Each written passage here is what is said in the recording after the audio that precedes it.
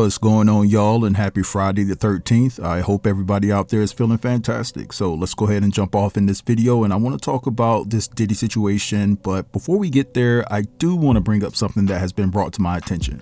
Now, I'm not trying to fearmonger, and I want you guys to understand that first and foremost.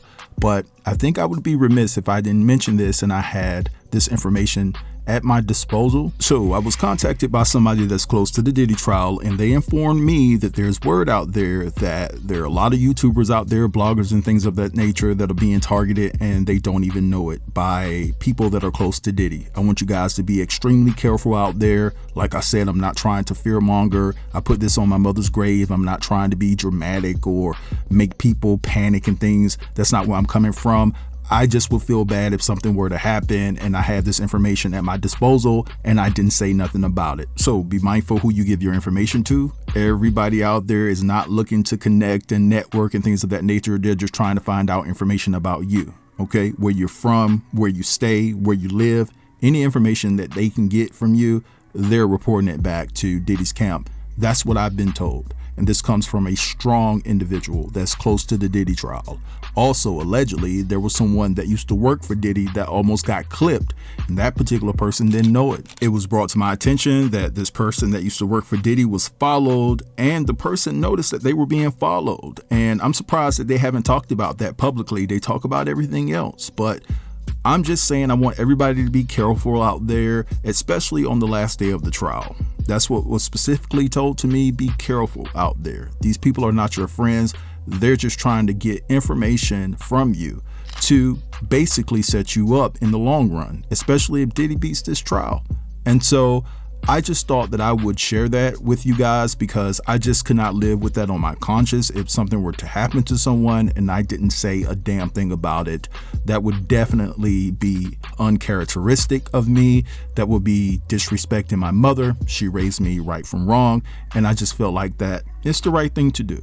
So with that said, let's move along. Now, another thing that's been brought to my attention, and I don't have the deep details yet, but it's been brought to my attention that people around Kim Porter's family are questioning why was Corey Gamble with Kim Porter the night before she passed away.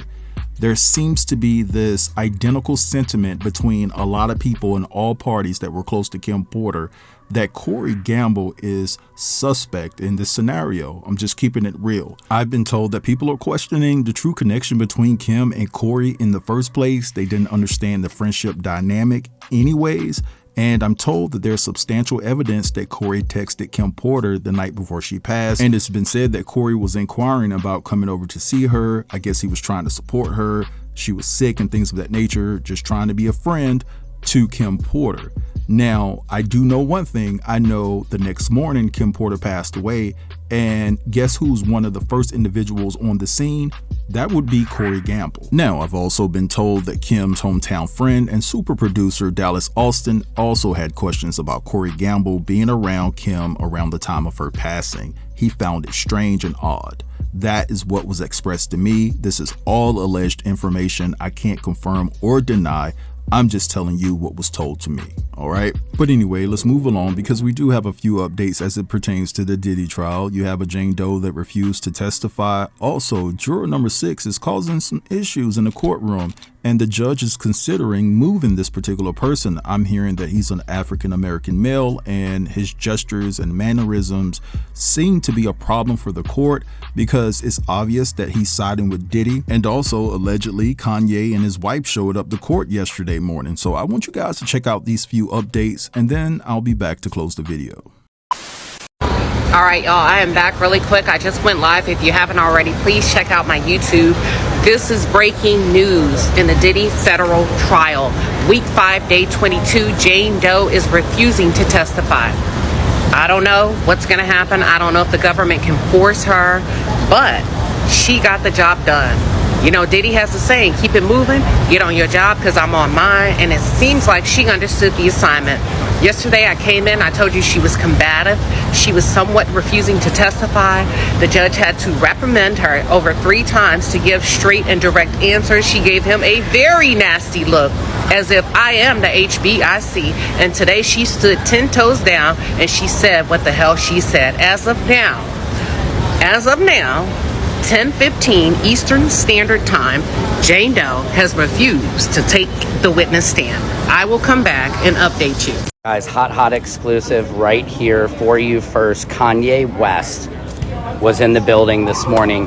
That is the reason for the freak out, why they had to go into the room, the robe room, because Kanye showed up here this morning with Bianca Censori. I'm guessing she was dressed. I don't know.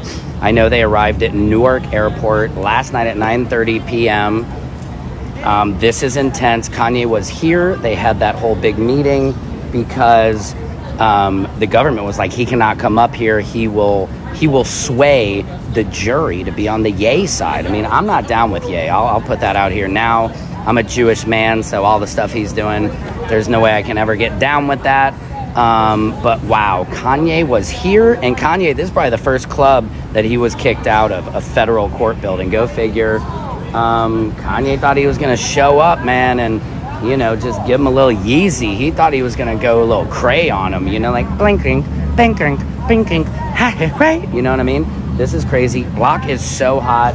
Just had somebody else come up to us, try to start a fight with myself and another gentleman. Mainly tried to start a fight with this other gentleman and then spit in the gentleman's direction on the ground. This morning, the Diddy trial started off intense. The judge calls both sides to the robing room, including Diddy's ex-girlfriend Jane, who's currently testifying, her attorney as well. At this point, we don't know what's going on, but I'm scanning the room and everyone looks confused. Reporters are shuffling in and out of the courtroom. In the hallway, we're asking each other, what do you think this is about? And at this point, all of Diddy's attorneys, except for Mark Agnifilo and Alexander Shapiro, who went back to the robing room, were huddled around him in a circle. Finally, after half an hour, they all come out. And Diddy's attorney, Mark Agnifilo, stands up and tells the judge, without giving details, I want Diddy to be in the loop. And one thing that's true about this trial is Diddy is both the defendant and part of his defense team. So at this point, we have all gathered that it's about a party that Jane attended in January of 2024. And Mark Agnifilo says he wants to name names. And the reason this is important is because Jane says she was at that party with a, quote,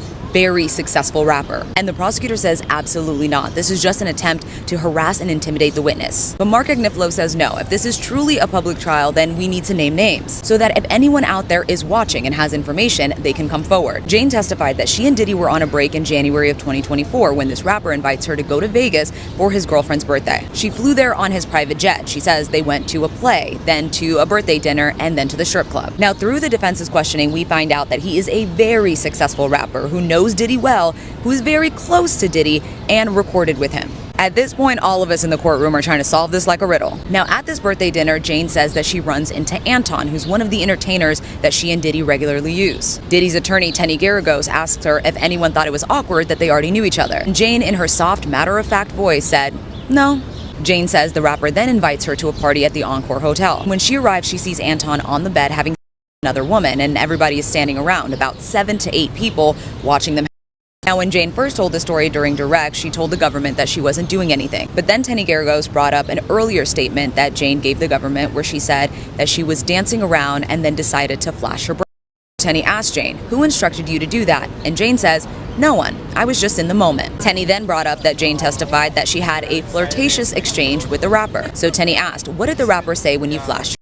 Jane said he said beautiful and that he wants to blink me. I will say that Jane is not shying away from the exchange. She is looking right at Tenny as she's answering these questions. Then Tenny asked Jane why she hit up another that she and Diddy used while she was at the party. And Jane said that she was approached by the rapper and his girlfriend to recommend someone who was part of that lifestyle. Now, that moment was subtle, but to me, it was pretty profound because since Cassie's testimony, the defense has been arguing that the hotel nights, the freak-offs are all part of Diddy's swinger lifestyle. Tenny then asked Jane, why did they approach you? And Jane says, I don't know, maybe I gave them that vibe, or they thought me and Diddy did that. During a later video, I'll go over the rest of Jane's cross. The defense is expected to wrap up with Jane sometime this afternoon. I'm not a lawyer, but it's day 22 of Diddy's federal trial, and it's supposed to be the last day of testimony from witness Jane Doe. So let's get into it. The day actually starts off with Diddy's attorneys arguing to reveal the names of the rapper couple that Jane went on a trip with in January of 2024. But the prosecutors say the defense just wants to reveal these names for harassment and intimidation purposes. After some back and forth between the judge and the attorneys, the judge rules that the names cannot be revealed because they are not connected to any of the trafficking charges. And with that, Jane takes the stand, and very quickly into the day, the defense attorney starts asking about that January 2024 trip to Vegas. Attorney Kanye West asked Jane if the rapper that was on this trip, they traveled there on his private jet, is an icon in the music industry and very close to Diddy. And Jane says yes. She also confirms that this trip to Vegas was for the birthday of that rapper's girlfriend or wife. In talking more about this trip, Jane says that she was a little bit surprised to see Antoine, the entertainer that she and Diddy used, at this birthday celebration for the rapper's significant other. But Jane also says that Antoine had previously told her and Diddy that he traveled and spent time with the rapper and the rapper's significant other. According to Jane, at this birthday celebration, the rapper flirted with her from afar, telling her he thought she was beautiful and always wanted to blank her. Jane also admits to flashing the room, her chest, and says that it was a in-the-moment thing. According to Jane, during that trip, the rapper and his partner also asked her if she knew of anyone else in the lifestyle, and so she reached out to Cabral because according to her, she thought he would be a safe person to recommend to them. But she also says that she doesn't know how or why they asked her. Maybe they just assumed her and Diddy were into that or picked it up from her energy. From there, the defense attorney moves on to the time period after Cassie's lawsuit, in which Jane says that Diddy was acting more loving to her and wanted to spend more quality time after that lawsuit came out. Jane says that during that time period, she felt closer to Diddy, and she says that her love for him grew stronger. Now, jumping into the night that Diddy and Jane got into that physical altercation on June 18th of 2024, Jane testifies that the woman they were arguing over, the woman she says was 25 to 27 years younger than Diddy, and she claims that he started talking to that woman before the woman was 21. Jane says that woman lives in Miami, which was upsetting to her because they were able to spend so much time together. The defense attorney has her go back through the events of that night, and Jane acknowledges that after she'd left the house for about 2 hours, when she came back, she was still upset about everything, and so she continued to call Diddy names and bring up the younger woman. After the two of them have this altercation and she gets in the shower, she said she was still calling him names, and at one point she recalls Diddy saying to her, quote, "We've never fought like this before, and now the lawsuit comes out and you're attacking me." But again, according to Jane, she said she had reached a breaking point in the relationship. During her cross-examination, Jane also retells the point of that night in which she says Diddy offered her a pill. She says she didn't want it, and then according to her, he got in her face and said, "Is this coercion?" When the night ended, Jane said that her and Diddy did not have intercourse, which according to her was unusual for how these nights typically ended. Now, Jane's cross-examination wraps up with her talking about what happened after that June night. She says the two of them spent a couple days together doing some intercourse, but also having a breakup conversation that lasted about 8 or 9 hours. In the days and months following, the two of them continued going back and forth about their relationship, and in one text, Jane said, "My dumb self thought if I had more intercourse and did more hotels, I'd finally get a trip." Towards the end of that month, Jane says she flew to Miami to go see Diddy, and on direct, she testified that at one point during that Miami trip, she told Diddy she was tired, and he sprayed water in her face from a water bottle. Kanye West asked Jane if the first time she told prosecutors this water bottle story was on June 1st, and Jane says yes. She says it was a, quote, new memory. And then the last line of questioning that was asked had to do with the time shortly before Diddy was arrested. Jane said the two of them had spoken about seeing a therapist. She said the two of them loved each other so much, but all this toxic stuff was still coming up. And with that, cross-examination of Jane Doe ends. All right, so you guys just saw and heard all of that. Now, a lot of people were thinking that it was Rick Ross when they were talking about this famous rapper that had this party and flew out Jane Doe, but it seems as though it's pointing to Kanye West. A lot of people feel like it's Kanye West, and that's the reason why he showed up to court with his wife. And listen, I'm not saying that it is because I don't know that to be factual, but I do know that Bianca's birthday is January the 5th. And so if this party transpired in 2024 in January, it's a good possibility that this has everything to do with Kanye West as far as flying Jane Doe out to a party out there in Las Vegas. But anyway, I'm gonna let this go right here. I'm pretty sure you guys are well educated on this Diddy trial because everybody is covering it. So I don't want to beat a dead horse, but I want you guys to feel free to drop down in the comments and let me know what you think about everything that was discussed in this video. Don't forget to like, comment, share, and if you're new here, consider subbing to the channel. I'll get with you guys later. Peace.